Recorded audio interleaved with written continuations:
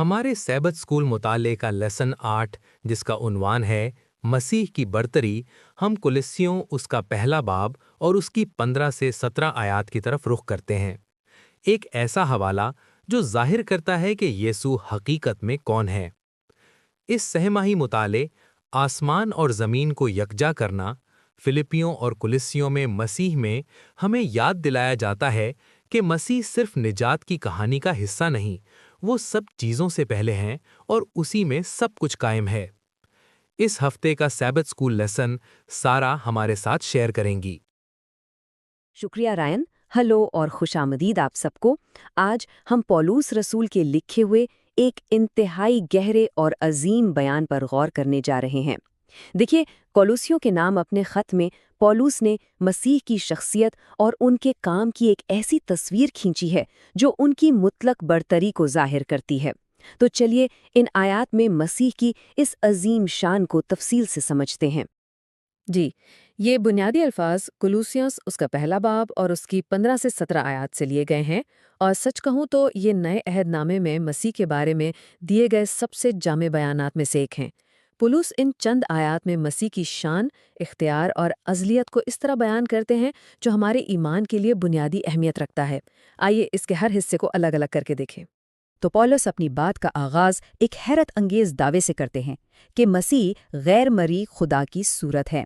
ये सिर्फ एक शेराना जुमला नहीं है, बल्कि ये उस बुनियादी सवाल का जवाब है कि इंसानियत एक ऐसे खुदा को कैसे जान सकती है जिसे देखा नहीं जा सकता।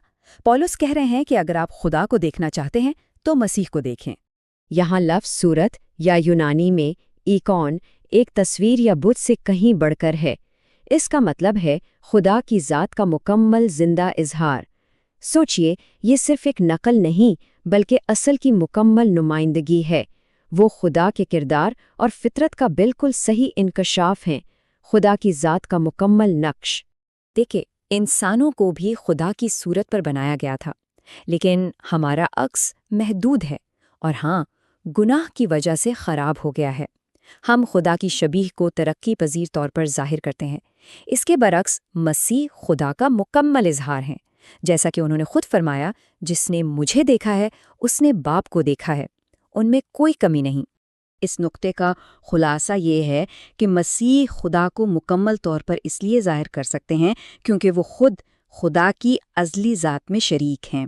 वो सिर्फ खुदा के नुमाइंदे नहीं बल्कि वो खुद खुदा हैं जो जिस्म में ज़ाहिर हुए ताकि हम अनदेखे खुदा को जान सकें। ओके, अब अगले जुमले पर आते हैं जो अक्सर गलत फहमी का शिकार होता है, तमाम मखलूक़ात का पलौठा।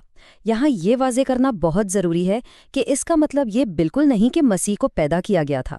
इससे मुराद उनका मर्तबा और इख्तियार है। इंजीली मफ़हूम में पलौठा का लफ्ज़ पैदाइश की तरतीब के बजाय मर्तबे और मुकाम को ज़ाहिर करता है। मिसाल के तौर पर दाऊद बादशाह अपने भाइयों में सबसे छोटे थे, लेकिन खुदा ने उन्हें अपना पलौठा कहा, जिसका मतलब था सब बादशाहों पर बरतरी। इसी तरह मसीह का पलौठा होना उनके आला तरीन मर्तबे और इख्तियार को जाहिर करता है। तो बिल्कुल साफ है, पौलुस ये दलील दे रहे हैं कि मसीह तमाम मखलूक पर बरतरी रखते हैं। वो ये नहीं कह रहे कि मसीह मखलूक हैं। उनका मुकाम सबसे अव्वल है, सबसे आला है, इसलिए नहीं कि वो वक्त में पहले पैदा हुए, बल्कि इसलिए कि वो रुतबे में सबसे बुलंद हैं। तो सवाल ये पैदा होता है कि मसीह को ये पलौठे का मर्तबा क्यों हासिल है? पौलुस फौरन इसका जवाब देते हैं। उन्हें ये मर्तबा इसलिए हासिल है क्योंकि वो खुद खालिक हैं। इस फहरिस्त की वुसअत पर गौर करें। पौलुस कोई गुंजाइश नहीं छोड़ते। आसमान और ज़मीन, देखी और अनदेखी चीज़ें, यहाँ तक कि रूहानी हुकूमतें और इख्तियारात, सब कुछ बिला इस्तिस्ना मसीह के तख्लीकी इख्तियार के तहत आता है। सब कुछ उन्हीं के ज़रिए और उन्हीं के लिए बनाया गया। ये एक अजीम हकीकत है कि मसीह मखलूक़ात का हिस्सा नहीं है, वो मखलूक की वजह है। उनकी बरतरी इसलिए है क्योंकि तमाम कायनात उन्हीं से वजूद में आई। वो तख्लीक के अमल में खुदा के ज़ाती फ़ाइल हैं। अब हम इस बयान के आखिरी लेकिन इंतहाई अहम हिस्से पर आते हैं। पौलुस कहते हैं उसी में तमाम चीज़ें कायम रहती हैं। इससे मसीह की कायनात में मुसलसल किरदार पर रोशनी पड़ती है। यूनानी लफ्ज़ सिन्यूस्टीम का मतलब है साथ जोड़ना या मुत्तहिद करना। پولس یہ بتا رہے ہیں کہ مسیح وہ مرکزی قوت ہیں جو کائنات کو باقاعدہ اور متحد رکھتی ہے۔ گویا وہ ایک کشش کی قوت ہے جو ہر چیز کو بکھرنے سے بچائے رکھتی ہے۔ ان کی قائم رکھنے والی قوت کے بغیر کائنات میں نظم اور ترتیب نہ ہوتی۔ تو مسیح کا کردار صرف ماضی میں تخلیق تک محدود نہیں، بلکہ یہ مسلسل اور حال میں جاری ہے۔ وہ نہ صرف کائنات کے خالق ہیں بلکہ اسے قائم رکھنے والے بھی ہیں۔ ایٹم کے اندر کی قوت سے لے کر کہکشانوں کی حرکت تک سب کچھ انہی کے اختیار میں قائم ہے۔ آئیے پولس کی دلیل کی اس منطقی سلسلے کا جائزہ لیں۔ پہلا، مسیح خدا کا مکمل اظہار ہیں۔ دوسرا، وہ ہر چیز کے ازلی خالق ہیں۔ تیسرا، وہ ہر چیز کو قائم رکھتے ہیں۔ اس لیے نتیجہ بالکل واضح ہے، انہیں ہر چیز پر مطلق برتری حاصل ہے۔ ہر نقطہ اگلے نقطے کو تقویت دیتا ہے۔ یہ زبردست سوال مسیح کے تخلیق میں کردار کو ان کے نجات کے عظیم کام سے جوڑتا ہے۔